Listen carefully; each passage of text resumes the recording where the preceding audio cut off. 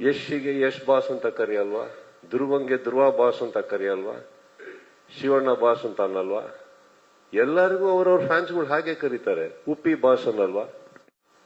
ನನಗೂ ದರ್ಶನ್ಗೂ ಏನಿಲ್ಲ ಸರ್.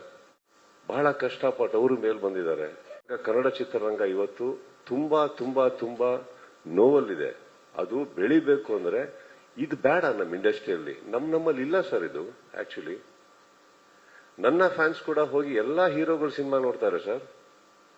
ಅವ್ರ ಫ್ಯಾನ್ಸ್ಗಳು ಬಂದು ನಮ್ಮ ಸಿನಿಮಾ ನೋಡ್ತಾರೆ ಸರ್. ಈ ವಾತಾವರಣ ಬೆಳಿಬೇಕಾದ್ರೆ ಏನಾಗುತ್ತೆ, ಆಲ್ರೆಡಿ ಆನ್ಲೈನ್ ಅಲ್ಲಿ ನಡೀತಾ ಇರ್ಬೇಕಾದ್ರೆ ಇದನ್ನ ಯಾರೋ ಒಬ್ರು ಈ ತರ ಒಂದು ಪರ್ಸ್ಪೆಕ್ಟಿವ್ ಕೊಡೋದೇ ರಾಂಗ್ ಅಲ್ವಾ ಸರ್? ಈ ಕೆಟ್ಟ ಅಹಂಕಾರ ನಮ್ಮಲ್ಲಿ ಇದೆ ಅಂತ ನೀವು ಅನ್ಕೊಂಡಿರೋದೇ ತಪ್ಪಲ್ವಾ? ಇದು ಯಾರಾದ್ರಾಗ್ಲಿ ಅದು ಇವತ್ತು ನಾನು ಇದಕ್ಕೆ ಕ್ಲಾರಿಟಿ ಕೊಡ್ತಾ ಇಲ್ಲ ಸರ್. ಚಿತ್ರರಂಗ ಇವತ್ತು ಒಂದು ನಮ್ಮ ಹಿರಿಯರು ಸರ್ ಅವರ ಜವಾಬ್ದಾರಿ ಅವರ ಭುಜದ ಮೇಲೆ ತಗೊಂಡು ಚಿತ್ರರಂಗನ ಬೆಳೆಸಿ ಬೆಳೆಸಿ ಬೆಳೆಸಿ ಬೆಳೆಸಿ ಬೆಳೆಸಿ ಇವತ್ತು ನಮ್ಮಗಳ ಕೈಯಲ್ಲಿ ಕೊಟ್ಬಿಟ್ಟು ಹೋಗಿದ್ದಾರೆ.